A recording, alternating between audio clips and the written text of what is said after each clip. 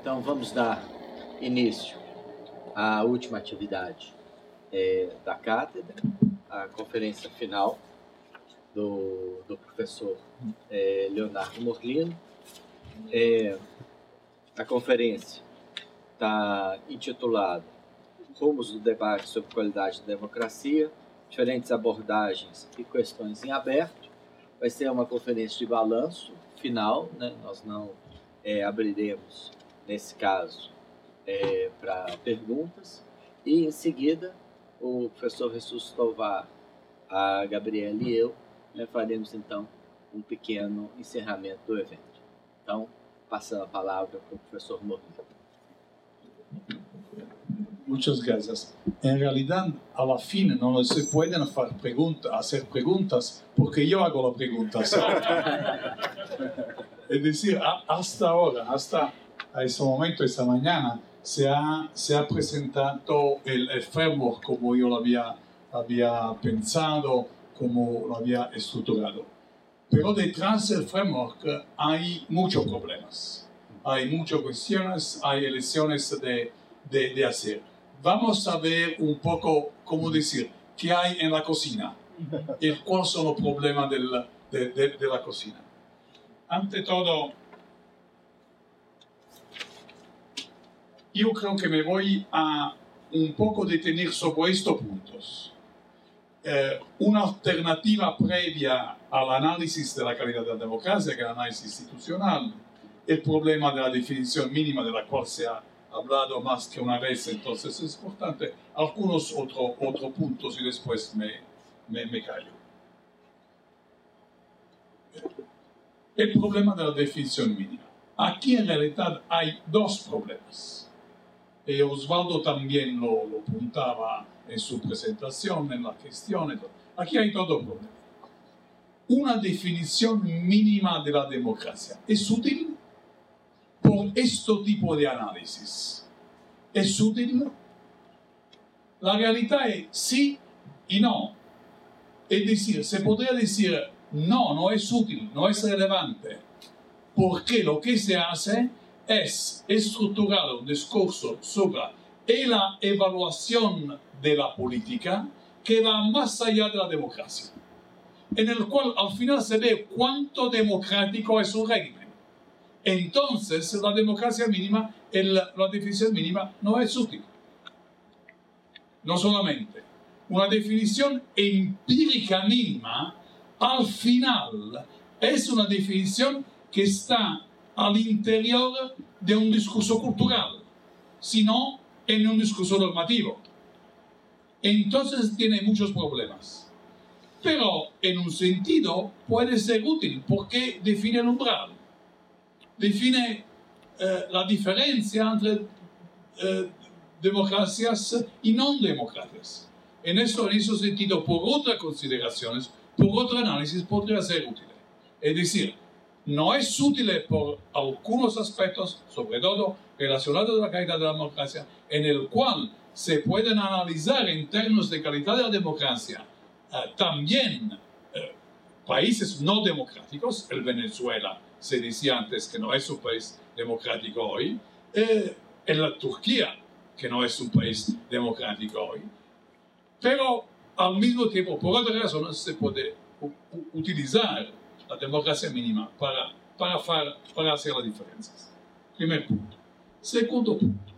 Si se utiliza una democracia mínima, una definición mínima de democracia, ¿cuál es la definición más adecuada? ¿Es esta la definición clásica en la cual hay Dahl y Schwitter? Se ve aquí. Hay Dahl y la edición de Philippe, cuando habla de grupos no electos, de poder fácticos. Aquí hay el problema del poder fácticos, de los poderes fácticos y de la independencia, de la autonomía del país. Las decisiones más importantes son tomadas para autoridades elegibles. Y esto yo creo que al final fue mi elección. Es decir, al final yo creo que esta ha sido útil para mí. Pero muy importante, muy popular, ha sido esta alternativa. que es la alternativa del Larry Diamond, que es la alternativa de Freedom House, que es una alternativa mucho más, en un sentido mucho utilizada. El mismo Adam Kuczewski se ha concentrado muchísimo ahora, recién en estos últimos trabajos, sobre el problema electoral.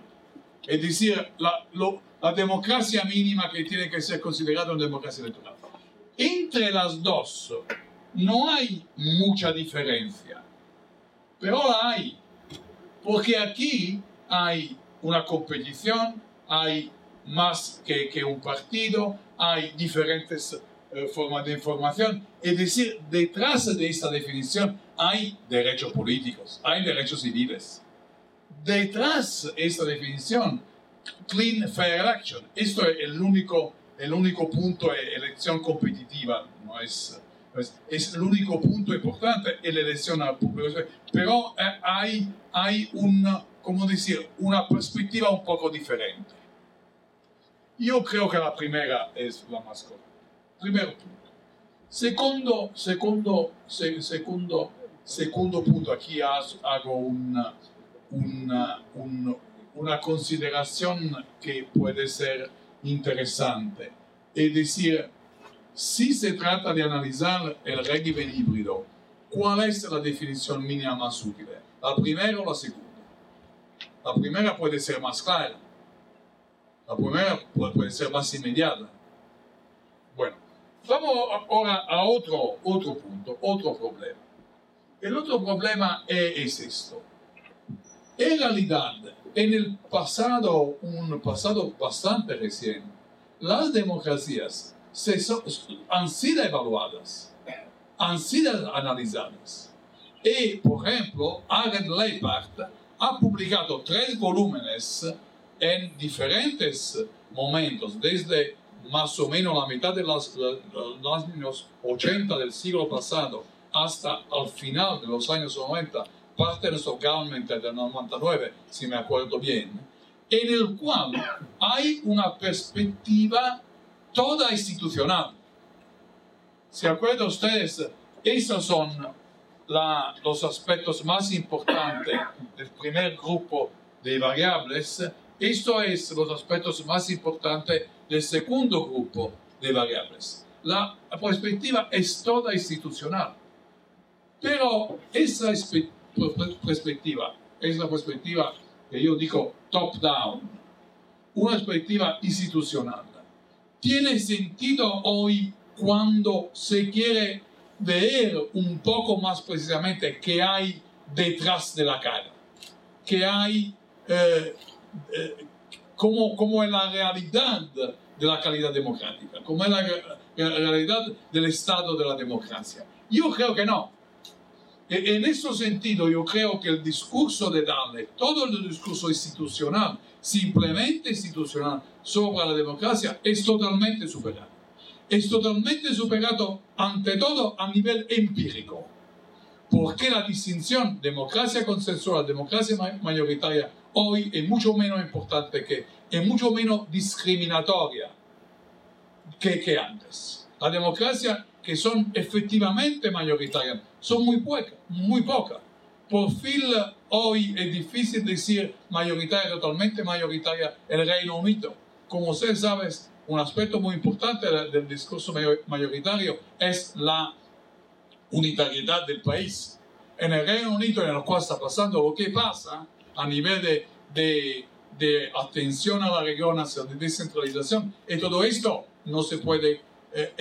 El típico ejemplo, los colegas lo acuerdan todos, el ejemplo de democracia mayoritaria, Westminster Democracy, en la idea de Arend Leipart, era la Nueva Zelanda. Ahora la Nueva Zelanda, en los primeros años 90 del siglo pasado, ha cambiado ley electoral. No es más el ejemplo perfecto de Westminster Democracy. Entonces, no existe más. Lo que existe es algo in between, es algo que es mixto, mayoritario, consensual.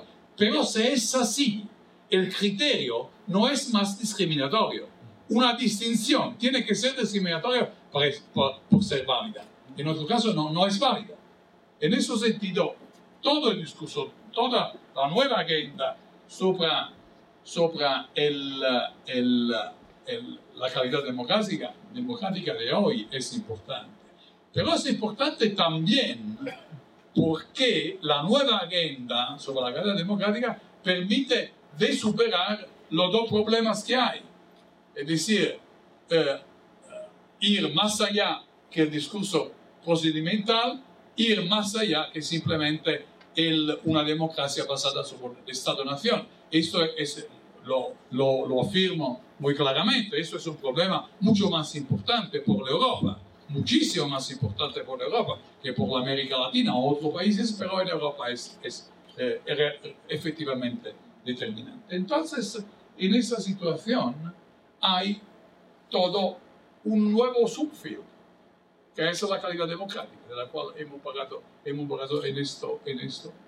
¿Cuál es aquí la característica, yo creo, del subfield? ¿Qué es los aspectos verdaderamente alternativos? Yo creo que el primer aspecto alternativo que tiene que ser subrayado es: esto tiene un sentido teórico más allá de que parece. María, se hablaba esta mañana en tu pregunta de esto, es decir, la democracia como percepción de la democracia. Pero el discurso de la democracia que tiene que ser evaluada como percepción de la democracia es muy importante, porque hay la idea que al final es la idea del marketing, customer satisfaction.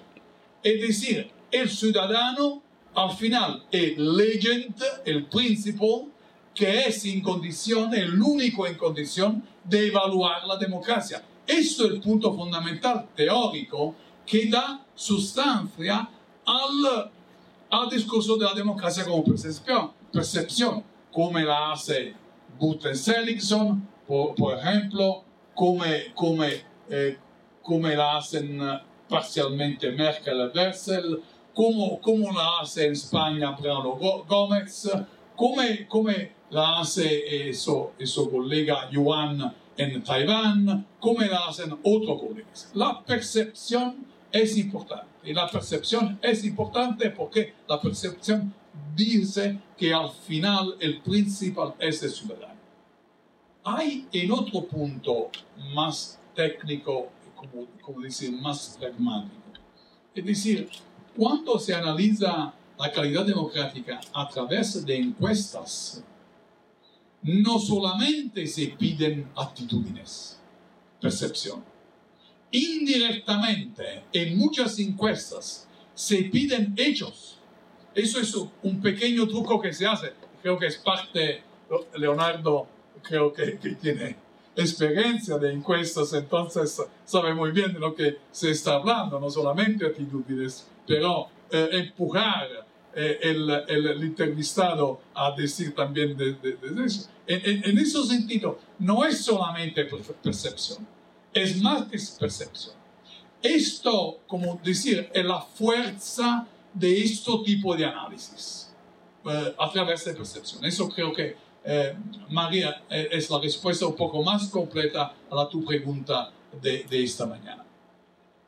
La otra alternativa muy importante es la alternativa de Manolo Alcántara. En realidad, detrás de Manolo hay Juan Linz. La idea es que la calidad es la calidad. Hay Schumpeter. La calidad es la calidad de los líderes. No vamos a hablar de otro.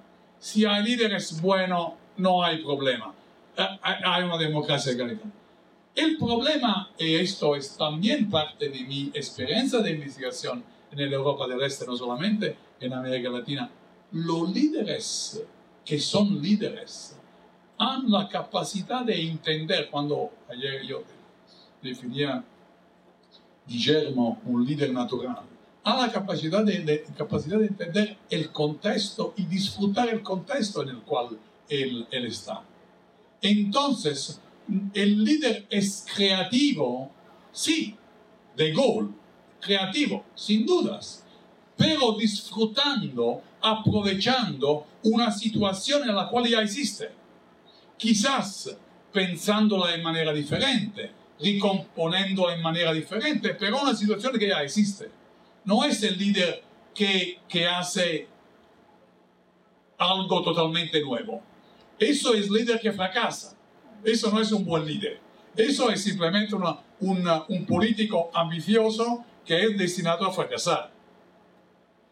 En ese sentido, a pesar del hecho que tengo mucha simpatía por Manolo Alcántara, mucha estima por su trabajo, el discurso de Juan Linz sobre la calidad del líder, que estaba sugerido para Schumpeter, el discurso de Manolo, yo creo que no van mucho distante.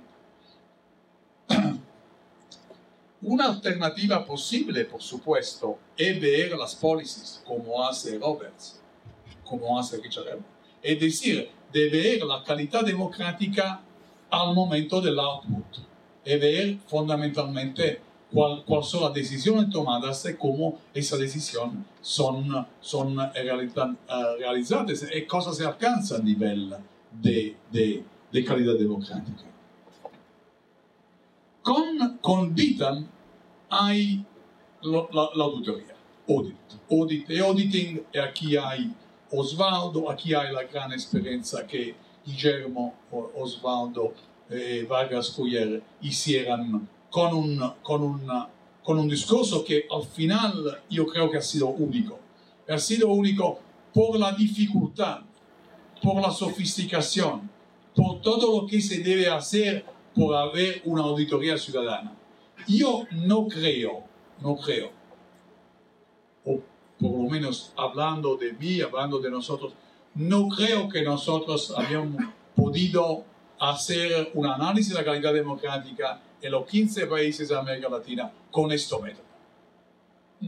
Para nosotros creo que era más allá de nuestras fuerzas. Entonces, la auditoría ciudadana es algo importante, interesante, relevante, pero yo creo a nivel de política local. Esto es un punto importante. Es decir, en la agenda futura del análisis de la calidad hay este desarrollo. La calidad a nivel local, a nivel subnacional. En este ámbito nuevo, ahí va a ser más espacio, más posibilidad de desarrollar un análisis de auditoría ciudadana, quizás con procedimientos mucho más precisos, procedimientos mucho más definidos. También en cómo, por ejemplo, en Australia se hizo el auditing, Marian Sauer lo hizo, pero la hizo diferentemente de como se hizo en Canadá, que es diferentemente de como lo hizo David. Es decir, David Beaton, Stuart Ware, los dos que hicieron el discurso por ellos era el estado de la democracia. No se hablaba aún en la calidad de la democracia, el estado de la democracia. Todavía a través del auditing, de la atención a los ciudadanos. Pero también cuando se habla de auditing de ciudadanos, el problema es la percepción.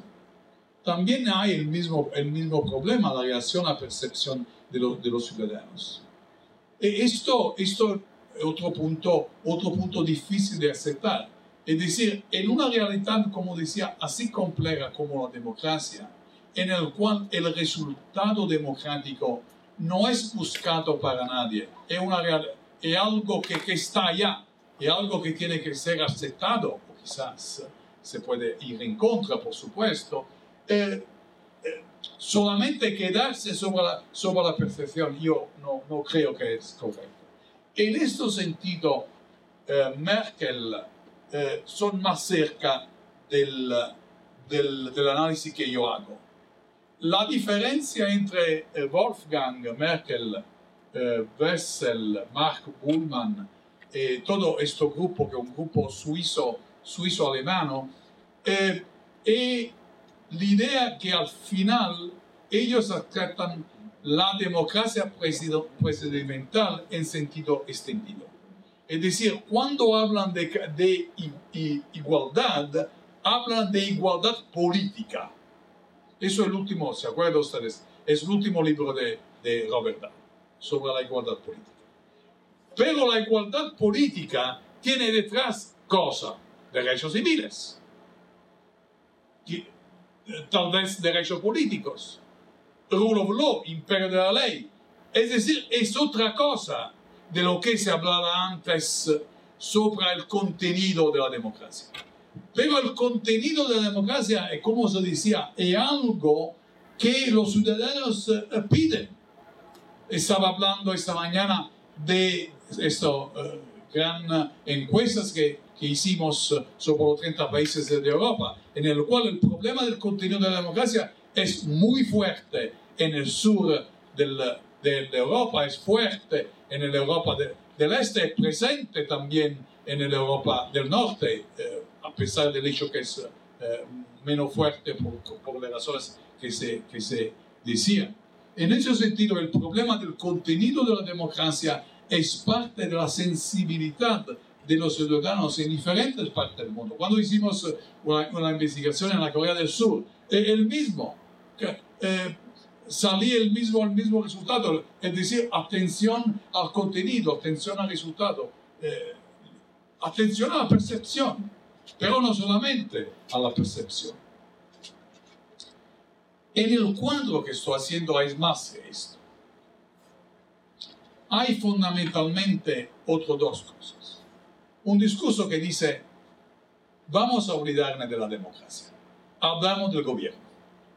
Pero lo que es importante el gobierno. Bo Rothstein, Ian Tiorell y otros con grandes recursos hicieron esto. Y hay, por ejemplo, una de las primeras cosas que ellos hicieron es un sitio web verdaderamente excelente, en el cual añadieron datos propios, pero sobre todo habían colectado todos los datos cuantitativos existentes a nivel internacional sobre los diferentes aspectos de la democracia. Es muy, muy importante. Yo mismo, por ejemplo, por diferentes datasets, he aprendido algo he tomado datos de Quality of Government. Quality of Government, en la idea de Rothstein, al final es imparcialidad. Es decir, al final, Quality of Government es falta de corrupción, integridad. Es algo que tiene a ver con la manera en la cual se implementan, se realizan las leyes. Eso es el punto fundamental. Por supuesto, es todo otro discurso, el discurso de la calidad democrática que hago yo y los otros colegas aquí. Un discurso aún diferente sobre la calidad democrática, el discurso sobre la governance, del cual ya se hablaba, World Bank, sobre todo, en el cual el problema, como se decía, es doing business de todos los aspectos relacionados a esto, pero también el discurso de la Economist International Unit. Ellos, yo creo que el dataset, uno de los datasets más interesante a nivel de empresarios que quieren hacer inversiones. Hay un cuadro muy, muy definido, muy detallado en los diferentes países, con dimensiones que al final no son tan diferentes de las dimensiones que yo analizo. Pero esto es un dataset, por supuesto, que es por business, por inversión económica. Tiene un objetivo totalmente diferente. Esto más o menos el cuadro que hay cuando se habla de las alternativas que hay cuando se habla de calidad democrática. Yo aquí voy a analizar aquí el otro problema. Eso es el problema de las subdimensiones y indicadores. Creo que eso es el problema, yo creo, más importante cuando se hace este tipo de análisis. ¿Por qué? Ante todo, la elección con un gran número de casos tiene que ser de parsimonia. Es decir, tiene que haber el número mínimo posible de subdimensiones y de indicadores. Hay un problema de solapamiento, hay un problema de multicollinearity que tiene que ser evitado, que eso es un punto muy importante. Pero el punto más, eso es un punto técnico, hay ya técnicas estadísticas que te evitan el solapamiento. Eso no es el punto más importante. El punto más importante es la elección. Por ejemplo, cuando hicimos los reportes sobre 15 países, el análisis no fue de este tipo, de parsimonia. Hay un número mucho más alto de subdimensiones.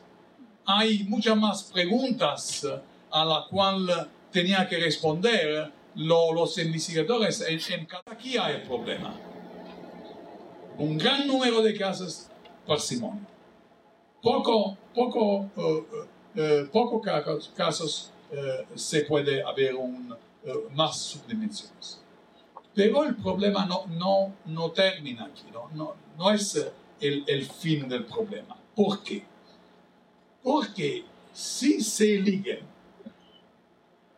algunos indicadores que son más efectivos en el medir las subdimensiones, se puede hacer un discurso de parsimonia, algunos pocos indicadores, también con pocos casos.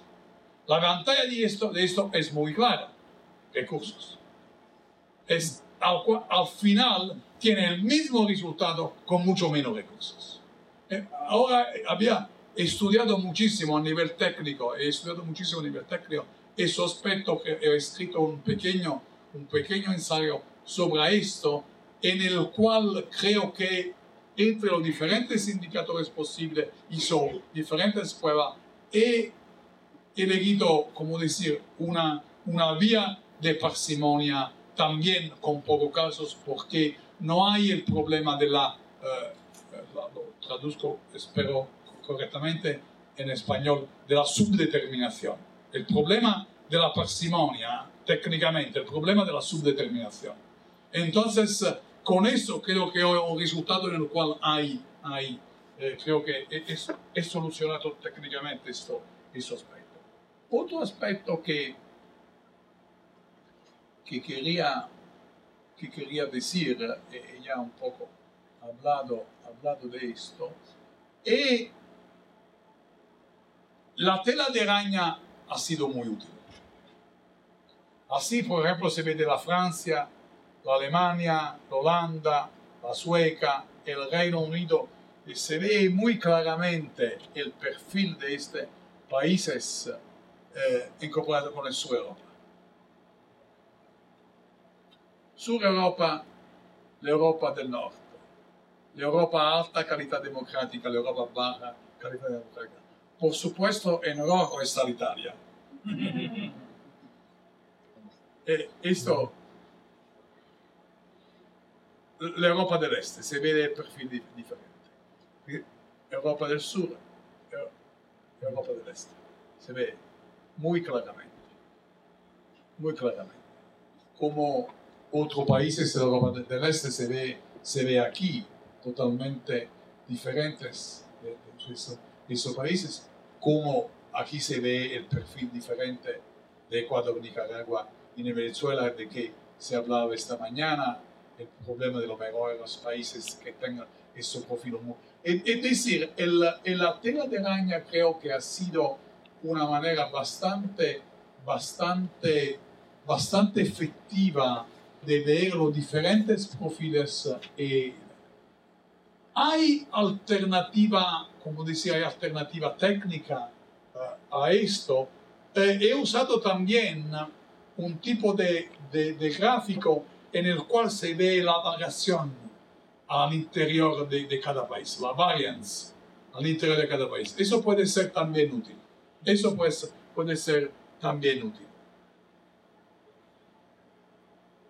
el último punto, creo que el tiempo è già tomando exactamente poco más. Voy a terminar con esto. Yo creo que la hipótesis más interesante, más original, es lo que yo llamo la mutual convergence, el mecanismo de mutual convergence. Esto es un mecanismo de conexión de todas las dimensiones, que significa que todo puede mejorar o empeorar al interior de una posibilidad de flexibilidad. Pero por hacer esta hipótesis más fuerte, tengo que demostrar esta hipótesis con los trends. No es suficiente tomar, como he tomado hasta ahora, el último dato, el dato más contemporáneo, más reciente. Tengo que reforzarlo a través de los trends. Es decir, ver en cada dimensión el timing, el trend temporal. Eso es lo que ya empiezo a analizar ahora. Nada más. Por supuesto, hay más, pero me paro. Muchas gracias.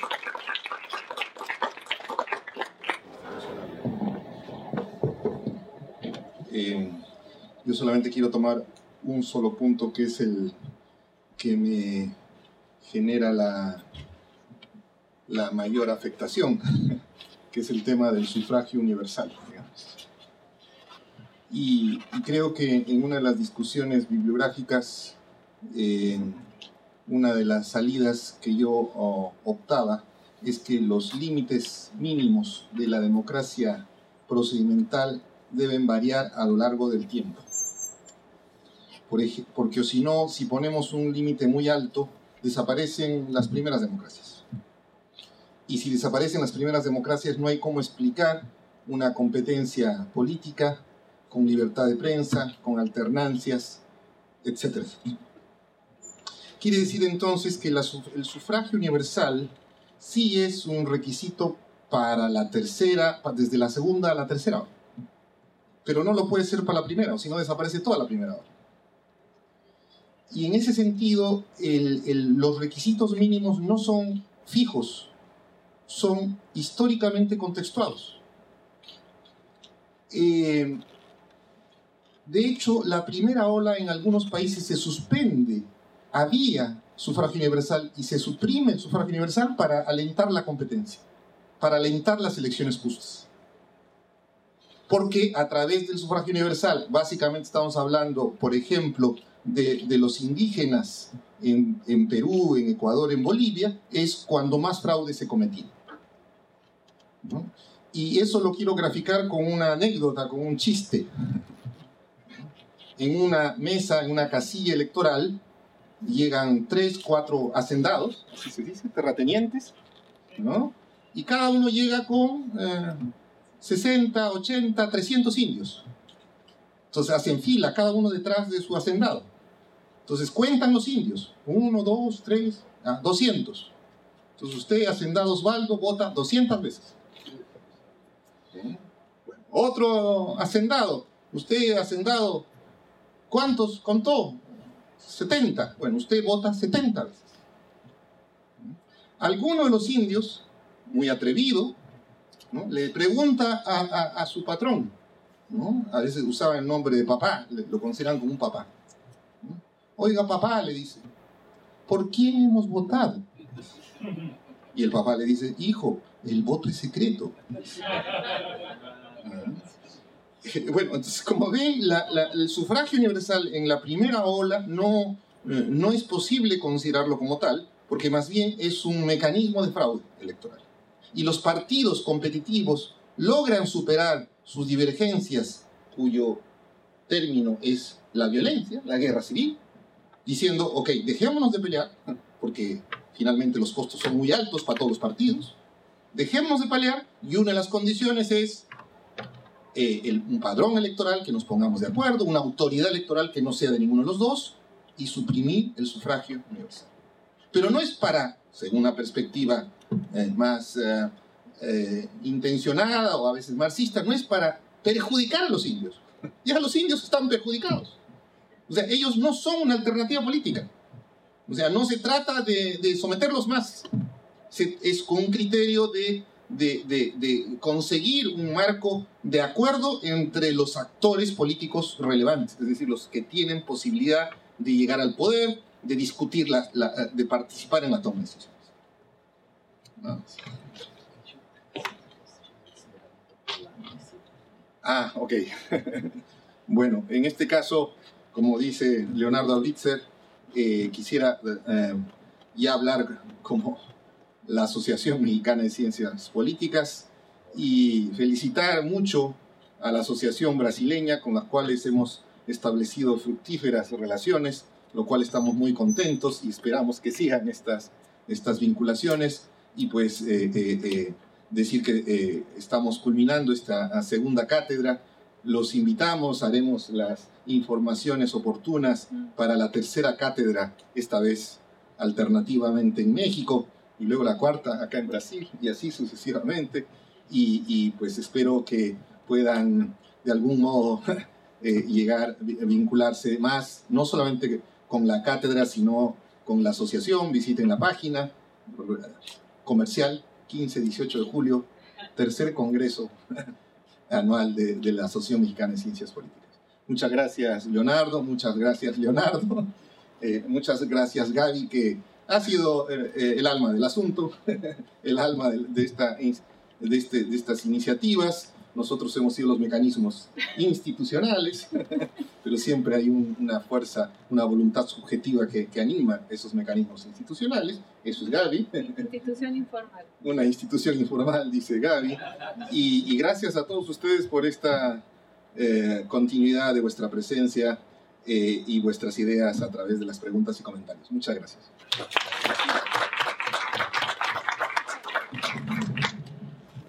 Obrigada, Jesus. Vou falar portunhol de novo. Muito obrigada a todos vocês que participaram, os amigos, os colegas, a professor Leonardo Molina, foi um honor que ele aceitara, a Leo Blitzer, da Associação Brasileira de Ciência Política, pelo esforço. Muito obrigada à universidade, que ha sido o anfitrião do evento. Eu abri falando que a ciência política do Guilherme O'Donnell era inovadora, rigorosa, relevante e comparativa. É muito difícil fazer essa ciência política, mas eu acho que deu certo aqui. Assim que obrigada a vocês por ter colaborado e continuar com esse espírito da ciência política do Guilherme O'Donnell. E o Guilherme teve uma missão, que é a gente se juntar e debater, criticar e avançar as ideias. E espero que a gente se encontre de novo o ano que vem em México para a terceira cátedra. Guilherme O'Donnell, e como o Jesus falou, de aqui a 20 cátedras mais. Assim que a gente espera vocês em México e a seguinte vez aqui no Brasil, e espero que o meu portunhol vai ser muito melhor para aquela oportunidade. Assim que obrigada a vocês por estarem hoje aqui.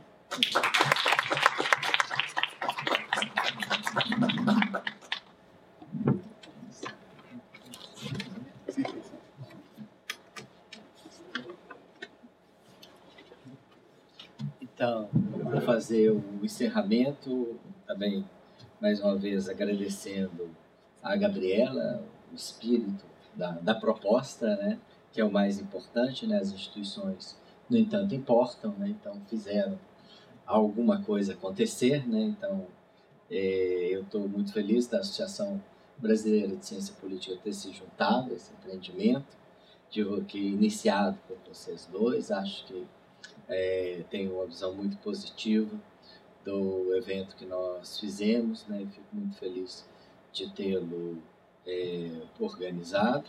Agradecer ao Leonardo Molina por questões absolutamente instigantes, né? Dentro do espírito da cátedra, mas agradecer também todos os outros visitantes e palestristas, porque eu acho que nós travamos realmente verdadeiros debates nesses 2 dias, né, dos debates que são capazes de inspirar projetos, novas questões, né, que eu acho que apareceram nesse período.